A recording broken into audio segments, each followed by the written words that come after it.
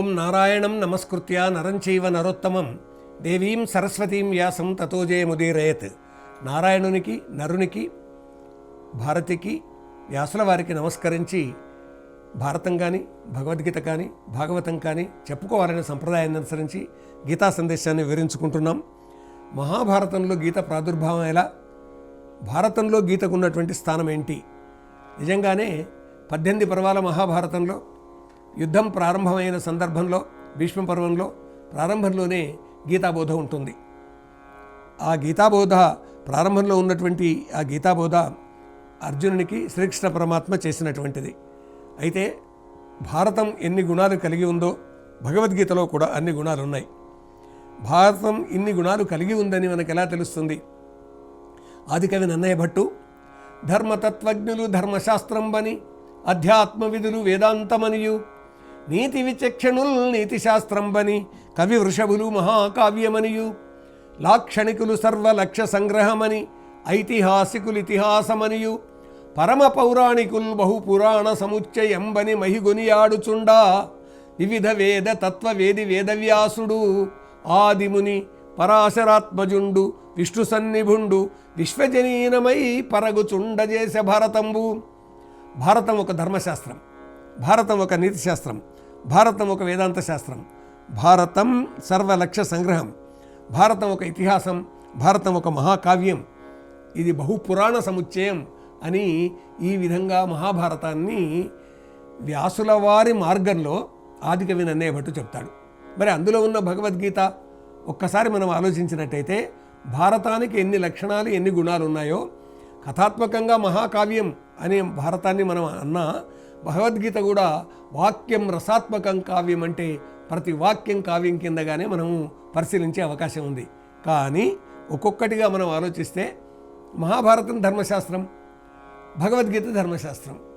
ఎలా ధర్మశాస్త్రం అంటే ఒక వ్యక్తి ఏ విధంగా ఉండాలి, కుటుంబం ఎలా ఉండాలి, సమాజం ఎలా ఉండాలి, జీవితం ఏ విధంగా నడవాలి, ధర్మార్థ కామ మోక్షాలు అనబడేటటువంటి చతుర్విధ పురుషార్థాలు సాధన నిమిత్తం ఎలా వ్యవహరించాలి, సత్వగుణం, రాజసం, తమో గుణాలు ఉన్నటువంటి సందర్భంలో ఏ గుణాలను అనుసరించాలి అనేటటువంటి ధర్మశాస్త్రం ఏ విధంగా బోధిస్తుందో భగవద్గీత ఆ విధంగా బోధిస్తుంది. కాబట్టి మహాభారతం ధర్మశాస్త్రం, అందులో మహాభారతానికి గుండెకాయలాగా ఉన్నటువంటి భగవద్గీత కూడా ధర్మశాస్త్రం. అంతేకాదు వేదాంతం, మహాభారతము వేదాంతం, భగవద్గీత కూడా వేదాంతం. అంటే మహాభారతంలో అనేక వేదాంత విషయాలు ఉంటాయి. మీరు ఒక్కసారి విదురనీతుల్ని చూడండి, అదేవిధంగా విష్ణు సహస్రనామాలని చూడండి, పూర్తి వేదాంతం మనకు అక్కడ కనిపిస్తుంది. కాబట్టి ధృతరాష్ట్రునికి విదురుడు నీతులు చెప్పినప్పుడు కానీ, లేకుంటే సనత్కుమారీయం సనత్సుజాతీయం అనబడేటటువంటి అంశాలు అధ్యయనం చేసినప్పుడు కానీ అనేక వేదాంత విషయాలు వస్తాయి. వేదాంతం అంటే ఏంటి? ఈ భౌతికమైనటువంటి శరీరం ఉంది, నిజమే. ఇందులో మనస్సు ఉంది, చిత్తం ఉంది, బుద్ధి ఉంది, కానీ ప్రాణం ఒకటి ఉంది. వీటన్నింటినీ కలిపేటటువంటి ఆత్మ ఉంది. ఆత్మ సాక్షాత్కారమే పరమాత్మ సాక్షాత్కారం. ఇదే వేదాంతం అండి. అంటే ఆత్మను తాను దర్శించుకున్నట్టయితే పరమాత్మను దర్శించుకున్నట్టే. నీ ఆత్మకు రూపం లేదు, అది కాలదు, అది ఏ విధంగానూ తడవదు, అది చెడిపోదు, నిరంతరం ఉంటుంది. భౌతికమైన శరీరం పోతుంది. కాబట్టి ఆత్మతత్వాన్ని గ్రహించడమే ఈ వేదాంతం. కాబట్టి ఇది భగవద్గీతలో నిండుగా దండిగా ఉందండి. కాబట్టి మహాభారతంలో అక్కడక్కడ ఈ విషయాలన్నీ వస్తూ ఉంటాయి చర్చల్లో. అదేవిధంగా నీతి శాస్త్రం, ఎన్ని నైతిక విషయాలు మహాభారతంలో చెప్పబడ్డాయండి. అవన్నీ కూడా భగవద్గీతలో మనకు స్పష్టంగా కనిపిస్తాయి. శాస్త్రంగా ఉంటుంది, నీతి శాస్త్రంగా.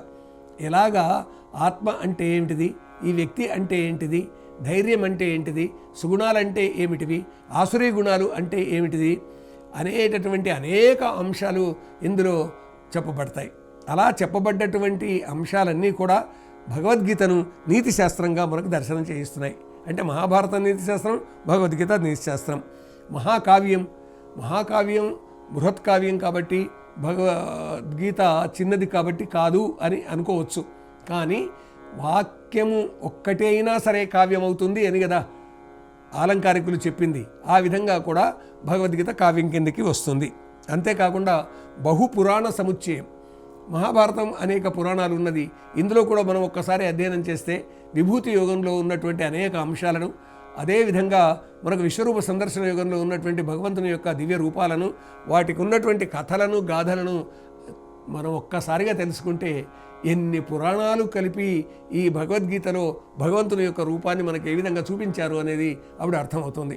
విభూతి యోగంలో ఉన్నటువంటి భగవంతుని విభూతులన్నీ కూడా ఒక్కొక్కటి ఒక్కొక్క పురాణమా అనేటటువంటి స్థితిలోకి మనం అధ్యయనం చేసినప్పుడు తెలుస్తుంది. అందుకే గీత ధర్మశాస్త్రంగా, వేదాంతంగా, నీతిశాస్త్రంగా బహుళంగా కనిపించిన అది కావ్యం కూడా అని చెప్పగలుగుతాం. తర్వాత ఎవరి పని వారు చేయాలని చెప్పేదే ధర్మశాస్త్రం అనేది గుర్తించాలి. అంటే కళ్ళు చూస్తాయి, ధర్మం కళ్ళకి ధర్మం అది. చెవులు వింటాయి, చెవుల ధర్మం అది. నాసిక ఆఘ్రానిస్తుంది, నాసిక ధర్మం అది. నాలుకకు రుచి ఏమిటో తెలుసుకునే గుణం ఉంటుంది, నాలుక ధర్మం అది. చర్మానికి స్పర్శ జ్ఞానం ఉంటుంది, చర్మం యొక్క ధర్మం అది. అదేవిధంగా వ్యక్తి ధర్మం ఉంటుంది, కుటుంబ ధర్మం ఉంటుంది. ఒక రకంగా చూసినట్టయితే రాజధర్మం ఏంటి, మంత్రిధర్మం ఏంటిది, తర్వాత భటుని ధర్మం ఏంటిది, సైనికాధ్యక్షుని ధర్మం ఏమిటిది అనేటటువంటి ఇవన్నింటినీ కూడా మనం అధ్యయనం చేసినప్పుడు భగవద్గీత వ్యక్తి ధర్మాలను, కుటుంబ ధర్మాలను, సమాజ ధర్మాలను, దేశ ధర్మాలను ఏ విధంగా బోధించిందో మనకు అర్థమవుతుంది. మహాభారతం ఏమి బోధించిందో ఆ అంశాలన్నీ కూడా భగవద్గీతలో సూక్ష్మాతి సూక్ష్మంగా, సూత్రప్రాయంగా చెప్పడం జరిగింది. ఆ సూత్రాన్ని విప్పుకుంటే మహాగ్రంథం అవుతుంది, మహాకావ్యం అవుతుంది. ఓ తత్వం తెలిసిన తర్వాత ఆ తత్వాన్ని విప్పుకున్నటువంటి సందర్భంగా అదొక బృహత్ గ్రంథంగా మనకు కనిపిస్తుంది. కాబట్టి తత్వరూపంలో, సూక్ష్మ రూపంలో ఉన్నటువంటి భగవద్గీత అదొక మహాపురాణం, అదొక మహాకావ్యం, అదొక మహేతిహాసం. అది ధర్మశాస్త్రం, నీతిశాస్త్రం, వేదాంతం అని భారతానికి ఎట్లా చెప్పబడిందో భగవద్గీతకు దాన్ని మనం అన్వయించుకోగలుగుతాం. అంతేకాకుండా ఈ మానవ లోకానికి వచ్చినటువంటి మనిషి ఎవరూ కూడా తాను దుఃఖంలో ఉండి తన పని తాను చేయనటువంటి వాతావరణాన్ని కల్పించుకోకూడదు. యుద్ధ ప్రారంభంలోనే భగవద్గీత వచ్చింది. కాబట్టి క్షత్రియుడైనటువంటి అర్జునుడు యుద్ధం చేయకుండా తన అస్త్రశస్త్రాలు వదిలేసి రథం మీద చితికిలబడేటటువంటి ఒకానొక స్థితి ఏర్పడిందే, అది ఎవరికీ ఏర్పడకూడదు. అంటే వ్యాపారి తన యొక్క పరికరాలను వదిలివేయరాదు, వ్యవసాయదారుడు తన దగ్గర ఉన్నటువంటి పరికరాలను, ఎద్దు, మూట, కాడి, కవ్వం వీటిని వదిలివేయకూడదు. అదేవిధంగా ఎవరైనా రాతకాడు తన కళాన్ని వదిలివేయొద్దు, బోధకుడు తన బోధనను వదిలేయొద్దు, అధ్యయనం చేసి బోధించేటటువంటి వ్యక్తి తన గ్రంథాన్ని వదిలేయొద్దు. కాబట్టి ఎవరి పని వాళ్ళు చేయాల్సిందే, ఆ పని చేయడమే ధర్మం. ఇదేనండి న్యాయస్థానాలు కూడా ధర్మం అంటే జీవన విధానంలో ఎవరి ధర్మాన్ని వాళ్ళు ఏ విధంగా చేయాలో ఆ విధి విధానాన్ని బట్టి ధర్మం అనేటటువంటిది వస్తుంది అనేది మనకు తెలుస్తుంది. కాబట్టి ఈ నరలోకంలోని మానవులందరూ కూడా విషాదాన్ని దూరం చేసుకొని ఎవరి ధర్మాన్ని, ఎవరి కర్తవ్యాన్ని వాళ్ళు నిర్వర్తించాలని భగవద్గీత ఈ సందేశాన్ని మనకు అందిస్తుంది. అందుకే గీతను సరిచేయడానికి గీత వచ్చింది అని చెప్పాలండి. అంటే మనకు గీతలు ఉంటాయి, అరచేతిలో గీతలు ఉంటాయి, నొసటిలో గీతలు ఉంటాయి. దీనికి సంబంధించి కొందరు శాస్త్రాలు, సాముద్రిక శాస్త్రాలు, తర్వాత తలరాతల శాస్త్రాలు ఇవన్నీ చెప్తూ ఉంటారు. కానీ మన రాత తప్పకుండా సరి అయినటువంటి గీతను చూపించినది భగవద్గీత. ఇది సందేశం అధ్యయనం చేసినప్పుడు తెలుస్తుంది. అది అధ్యయనం చేద్దాం, ఆ మార్గంలో నడవడానికి ప్రయత్నం చేద్దాం. ఓం అసతోమా సద్గమయ, తమసోమా జ్యోతిర్గమయ, మృత్యోర్మా అమృతంగమయ. ఓం శాంతి శాంతి శాంతి.